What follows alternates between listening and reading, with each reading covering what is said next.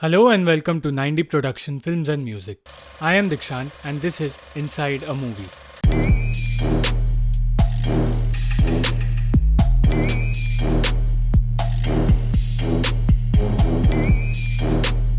आज हम बात करेंगे 2014 की film before I go to sleep के बारे में, जो एस.जे. वॉटसन की लिखी गई नॉवल पर आधारित है और जिसके लीड एक्टर्स हैं निकोल किडमन, कॉलिन फर्थ और मार्क स्ट्रॉन्ग। ये कहानी है क्रिस्टीन लूकस नाम की एक औरत की जिसे अमनीशिया है और जो हर सुबह उठकर अपनी याददाश्त खो देती है और जानना चाहती है कि आखिर वो है कौन और उसके साथ ऐसा क्या हुआ कि उसे अपनी याददाश्त खोनी पड़ी।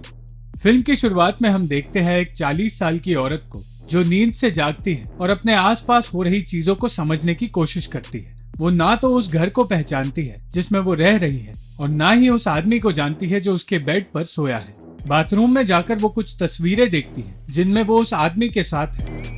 जब वो बाहर आती है तो वो आदमी उसे बताता है कि उसका नाम बेन लूकस है और वो उसका पति है।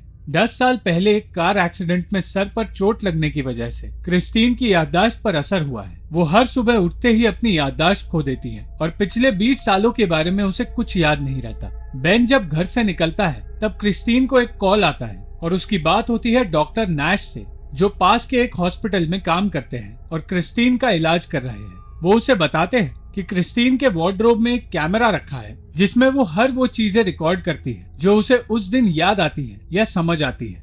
इससे क्रिस्टीन को अपनी याददाश्त वापस पाने में मदद मिल सकती है। डॉक्टर नैश उसे वो कैमरा बेन से छिपा कर रखने के लिए कहते हैं और तब क्रिस्टीन अपनी की हुई रिकॉर्डिंग्स को देखती है। ये कैमरा 2 हफ्तों पहले डॉक्टर नैश ने क्रिस्टीन को दिया था और तब उन्होंने क्रिस्टीन को बताया था कि 10 साल पहले वो पुलिस को एक इंडस्ट्रियल एरिया में मिली थी और किसी ने उसके सर पर बार बार किसी चीज से मारा था। उसका एक्सीडेंट नहीं हुआ था बल्कि किसी ने उसे मारने की कोशिश की थी। डॉक्टर नैश कहते हैं कि हो सकता है बेन नहीं चाहता कि क्रिस्टीन उस अटैक के बारे में सुनकर डर जाए। शायद इसीलिए क्रिस्टीन को कहा कि उसका एक्सीडेंट हुआ था। वो अटैक किसने किया था ये किसी को नहीं पता। क्रिस्टीन अब बेन पर भी भरोसा नहीं कर सकती क्योंकि वो ये नहीं जानती कि बेन उससे और क्या क्या चीजें छिपा रहा होगा। ट्रीटमेंट के दौरान क्रिस्टीन हर दिन अपने कैमरा में नई जानकारी रिकॉर्ड करती है और एक दिन डॉक्टर नैश उसे उस जगह ले जाते हैं जहां क्रिस्टीन पुलिस को मिली थी।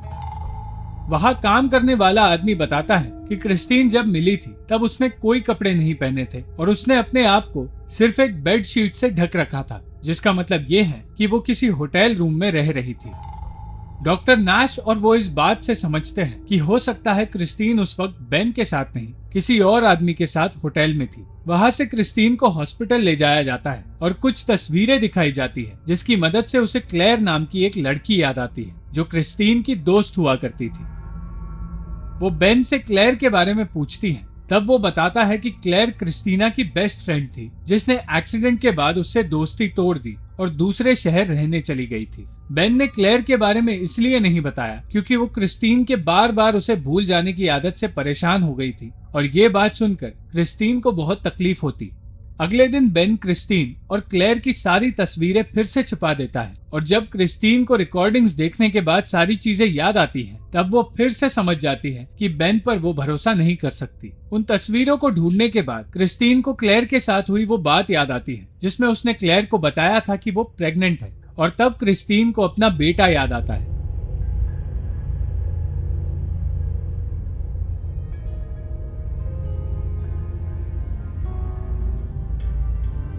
गुस्से में बेन से वो अपने बच्चे के बारे में पूछती है और तब बेन उसे बताता है कि उनका बेटा था पर वो गुजर गया है। क्रिस्टीन के शांत होने के बाद वो उससे कहता है कि उनके बेटे का नाम एडम था और वो 8 साल का था जब वो बीमार हो गया और उसकी मौत हो गई। एडम की तस्वीरें और एक नोट देखने के बाद जिसमें उसने अपनी माँ को घर वापस आने के लिए कहा था, बेन उसे बताता है कि जब वो बीमार था तब क्रिस्टीन एक्सीडेंट की वजह से हॉस्पिटल में थी।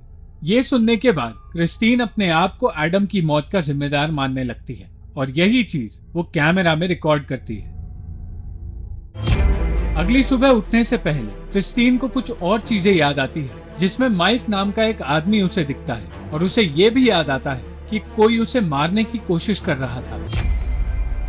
डॉक्टर नैश से मिलने पर क्रिस्टीन उसे बताती है कि नैश के पास वो अपने आप को सुरक्षित महसूस करती है और वो किसी और पर भरोसा नहीं कर सकती। वो दोनों एक दूसरे के करीब आने लगते हैं। पर तब क्रिस्टीन को डॉक्टर नैश के टैग पर उसका नाम माइक दिखता है और ये सोचकर कि वो आदमी जिसने उसके साथ ये किया है वो डॉक्टर नैश ही है, वो वहाँ से भागने लगती है। नैश उसे पकड़कर बेहोश करता है और उसे घर पर छोड़ता है। वो उसे रात को बताता है कि उसका दिमाग अभी कंफ्यूज्ड है और वो अपनी आधी अधूरी यादों में उलझ रही है, जिसकी वजह से वो माइक और नैश इन दो लोगों को एक साथ मिला रही है। क्रिस्टीन को यह पता चलता है कि बेन ने उसे डिवोर्स दिया था क्योंकि वो उसकी इस हालत से परेशान हो चुका था और उसने उसे एक हॉस्पिटल में रखा था, पर कुछ दिनों बाद वो उसे घर वापस ले आया था। डॉक्टर नैश से उसे ये पता चलता है कि क्लेयर उस हॉस्पिटल में क्रिस्टीन से बात करने की कोशिश कर रही थी क्योंकि वो ये नहीं जानती थी कि क्रिस्टीन को वहां से डिस्चार्ज किया गया था। डॉक्टर नैश से उसका नंबर मिलने पर वो क्लेयर से बात करती है और उसे मिलने के लिए बुलाती है। क्लेयर से मिलने पर क्रिस्टीन उसे पहचान लेती है और तब उसे पता चलता है कि अटैक से पहले क्रिस्टीन का किसी के साथ अफेयर चल रहा था और क्रिस्टीन के याददाश्त खोने के गम में सिर्फ एक बार क्लेयर और बेन के बीच कुछ हुआ था, पर अपनी दोस्त की शादी बचाने के लिए वो उन दोनों से दूरी बनाने लगी। वो उसे कुछ चिट्ठियां देती है जो बेन ने क्रिस्टीन के लिए लिखी थी और कहा था कि जब भी क्रिस्टीन की याददाश्त वापस आने लगे तो वो चिट्ठियां वो उसे दे दे। बेन ने क्रिस्टीन के लिए लिखा था कि वो उससे प्यार करता है, पर उसे एडम के लिए क्रिस्टीन को छोड़ना होगा। एडम अपनी माँ से और उसकी हालत से डरने लगा था और वो चाहता है कि क्रिस्टीन बेन के हालात समझे। ये सब कुछ पढ़ने के बाद क्रिस्टीन को बेन पर भरोसा होने लगता है और बेन की तरफ अपने प्यार के चलते वो उसे कैमरा के बारे में और अपनी ट्रीटमेंट के बारे में सारा सच बता देती है। पर बेन ये सब कुछ जानने पर उससे पूछता है कि उसका और नैश का अफेयर चल रहा है या नहीं और उसे मारकर वहां से चला जाता है। क्रिस्टीन क्लेयर को कॉल करके ये सब कुछ बताती है और क्लेयर को भरोसा नहीं होता कि बेन उसके साथ ऐसा कुछ कर सकता है। वो क्रिस्टीन से कहती है कि वो बेन से बात करेगी, पर जब क्लेयर क्रिस्टीन को वापस कॉल करती है तो उसे बताती है कि बेन कह रहा है कि उसने सालों से क्रिस्टीन को नहीं देखा है। क्लेयर उसे बेन का हुलिया बताने के लिए कहती है और तब उन्हें पता चलता है कि जिस आदमी के साथ क्रिस्टीन रह रही है वो बेन नहीं कोई और है। क्रिस्टीन को धीरे धीरे और भी चीजें याद आने लगती हैं और वो वहां से भागने की कोशिश करती है, पर वो आदमी उसे बेहोश कर देता है। अगले दिन क्रिस्टीन फिर से जागती है और फिर से सब कुछ भूल जाती है।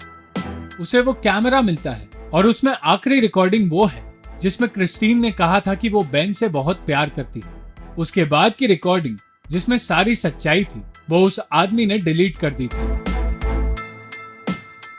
वो आदमी जो क्रिस्टीन के लिए अब भी बेन है उसे कॉल करता है और सामान बांधने के लिए कहता है क्योंकि वो उसे एनिवर्सरी के लिए कहीं ले जाना चाहता है। वो डॉक्टर नैश के पास जाता है और उससे क्रिस्टीन से दूर रहने के लिए कहता है। उस रात वो आदमी उसे उसी होटल में ले जाता है जो होटल क्रिस्टीन की धुंधली यादों में दिखाई देती है और जिस होटल के पास ही क्रिस्टीन अधमरी हालत में मिली थी। वहाँ वो आदमी सारी सच्चाई उसे बताता है। वो बताता है कि वो बेन बनने का नाटक सिर्फ इसलिए कर रहा था ताकि क्रिस्टीन उसके साथ रहे और वो आदमी कोई और नहीं माइक है, वही माइक जिसकी वजह से क्रिस्टीन इस हालत में है। क्रिस्टीन को तब याद आता है कि माइक और उसका अफेयर था जिसके बारे में माइक चाहता था कि क्रिस्टीन बेन को बता दे, पर क्रिस्टीन ने इनकार कर दिया था और उसके बाद माइक ने गुस्से में आकर क्रिस्टीन को बुरी तरह मारा जिसकी वजह से उसे अमनीजिया हुआ।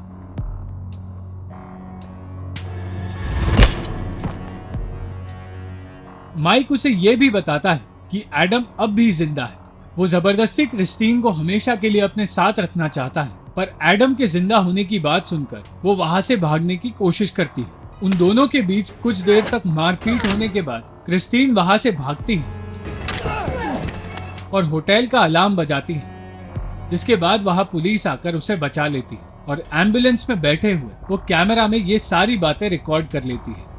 अंत में क्रिस्टीन की आंखें हॉस्पिटल में खुलती है जहां डॉक्टर नैश उससे एक दोस्त के तौर पर मिलने आते हैं। वो उसे बताते हैं कि माइक को हिरासत में ले लिया गया है और कोई है जो उससे मिलने आया है जिसकी मदद से उसकी याददाश्त लौट सकती है। और तब अंदर आता है असली बेन जो क्रिस्टीन से दूर रहने के लिए उससे माफी मांगता है। क्रिस्टीन उसे पहचान नहीं पाती, पर जब बेन उसे एडम के बारे में बताता है तो उसे कुछ बातें याद आने लगती है। बेन बाहर जाता है और तब उनके बेटे एडम को अंदर लेकर आता है। सालों बाद वो दोनों एक दूसरे को देखते हैं और उसे देखते ही क्रिस्टीन को वो बात याद आती है जो वो एडम से कहा करती थी। आखिरकार अपने बेटे से मिलने के बाद क्रिस्टीन की याददाश्त लौट आती है। Thank you for watching the video. अगर आपको ये वीडियो पसंद आई तो लाइक, शेयर और कमेंट ज़रूर करना और चैनल को सब्सक्राइब करना मत भूलना।